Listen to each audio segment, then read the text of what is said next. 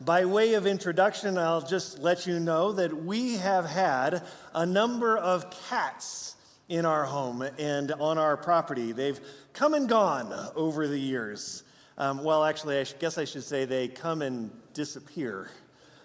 So many cats that I have actually joked we ought to call our little farm Cat Killer Farm. They just don't seem to survive very long. Some of those were cats that we picked up at the little free box that somebody puts out in front of the grocery store, or some of them were kittens that were born on our property, and they stayed, all of them, as barn cats, hunters and whatnot. And they are all gone, all of them.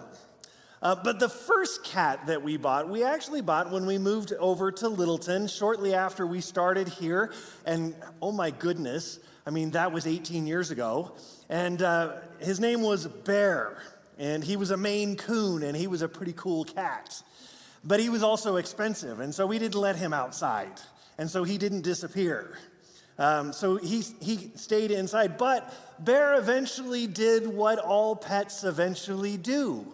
He died. And so I started a little pet cemetery on our property and buried Bear underneath one of the trees.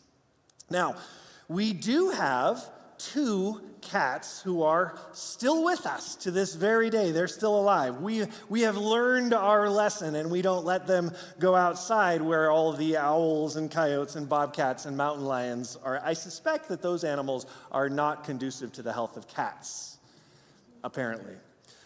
So we don't let them go outside, and so we've been able to keep them alive. They're still around. So here's a really profound question that we need to contemplate. What is the difference between all of those cats, Bear included, and the cats we still have? What's the difference? Well, most of them are dead, and 2 are still alive. Pretty profound, huh? That's the difference between those cats. No other discernible difference between them. Many of them are dead and 2 of them are alive. But now, this is going to be the longest running cat illustration that I will ever have, so just bear with me, all right? But let's imagine that we invite you over to dinner at our place, and before dinner, we go out to meet the horses, and you feed them carrots or whatever, and then, we kind of wander back up to the house, and we wander through the chickens, and maybe you chase one of them for a little bit, because that's fun entertainment after all. And then you meet Kona, my dog, and you think, wow, she really stinks, because she does. And then you ask, well, do you have any more animals? And I say, well, sure, yeah, I have a couple of cats. And for some really weird reason, you say, well, I'd like to meet them. And I say, okay. And I take you down to that tree, and we stand over Bear's grave, and I say, here's my cat. You'd be like, what? What do you mean this is your cat?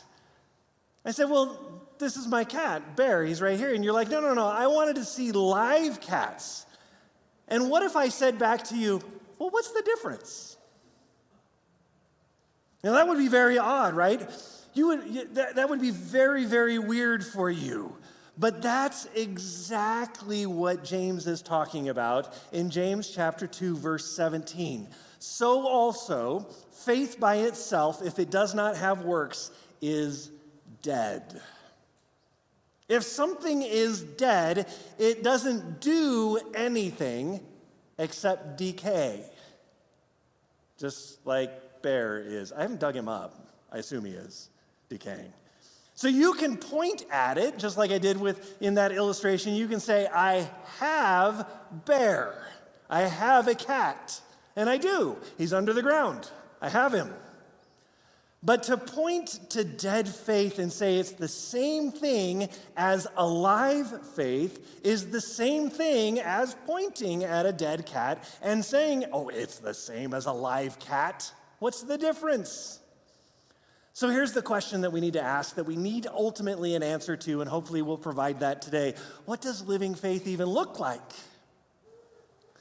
The words that we're looking at today in James chapter 2 were penned by James, the brother of Jesus. Not James, the brother of John, the fisherman, the one that was the first of the followers of Jesus, that Jesus seemed to love almost as much as his brother John.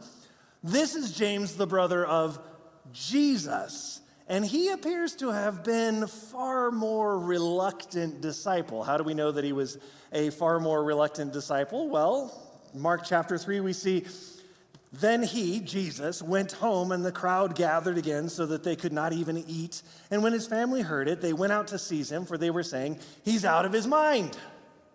Who's out of his mind? Jesus is out of his mind. Jesus' family is pulling him into the house saying, you're out of your mind. You gotta knock it off. What are you doing? This is James, a part of this. See, Jesus' family thought he was crazy doing what he was doing. They wanted to force him to quit what he was doing. John tells us in John chapter 7, verse 5, for not even his brothers believed in him. That's James. So James wasn't going to put his faith in Jesus until he saw Jesus demonstrate the things he spoke about. And it wasn't until Jesus' death, burial, and resurrection that Jesus' brother James is like, okay, I see what mom saw in you now. Now I believe in you. And I say all of that to just introduce this idea to us. James is an action-oriented person. It isn't going to be enough for him to hear his brother say things. He needs to see them in action before he believes in them. And so it makes it no surprise for us when we read in James chapter 2, verse 14, what good is it, my brothers, if someone says he has faith but does not have works? Can that faith save him? In other words, does saying you have faith really mean you have faith? And that's really been the driving question in every single sermon in this series, and will continue to drive this series all the way through its completion. It's easy to see the difference between a dead cat and a live one. Doesn't take any imagination to figure that out. But what's the difference then between a dead faith and a live faith? That's what we need to look at. So the first thing that James tells us is living faith is more than words. You see that a person is justified by works and not by faith alone. And if you're a theologian in the room, or even if you are not, but know just a little bit about what Paul taught, you're going, wait.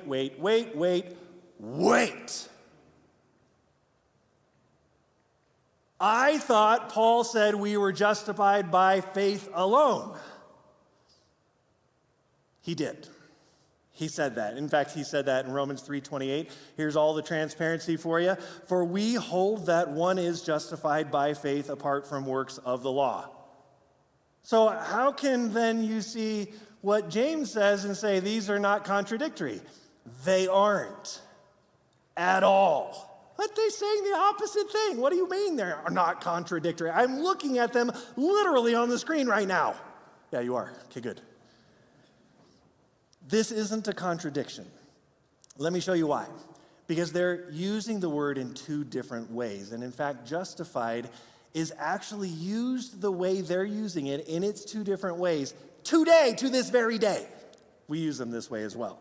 Justified, the way Paul is using it, means to make yourself right or to be made right. So we could use it in the instance of like a loan, right?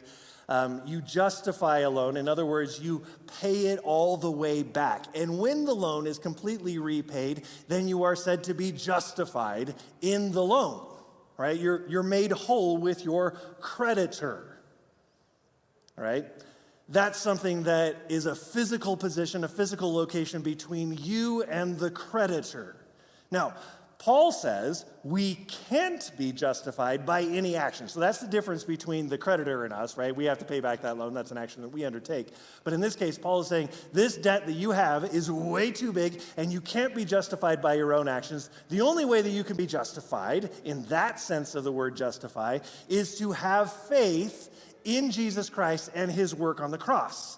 We are made right, we are justified with God through faith in Jesus Christ, in faith alone, right? So that's the first definition of justified. Now, the second definition of justified can also mean to prove yourself right. And we still use it that way today. For example, if I say to you, justify that statement, what am I saying? I'm saying, make it good, make it right. No, that's not what I'm saying at all. What I'm saying is, demonstrate that it's true what you just said. Demonstrate that it's valid. Prove to me, give me evidence of the validity of what you just said. I'm not saying make it true. I'm saying show me that it is. So when Paul says we're justified by faith, he means we cannot be made right with God except through the merits and work of Jesus Christ. We can't make ourselves justified. But when James says we're justified by works, he means it's our works that prove we are trusting God. He's saying a mere profession of faith doesn't prove anything. There ought to be some visible signs. Now, if you think that I'm making all of this up, Philip Melanchthon, who was actually Martin Luther's mentor, put these two things, these two ideas together in one sentence. He said, we are saved by faith alone, but not by a faith that remains alone. So what James is doing is showing us how you can know you're saved. And he puts it all into terms of a living faith and a dead faith. They might both be called faith, but there's an extreme difference between the two. One has only words, and the other is backed by action.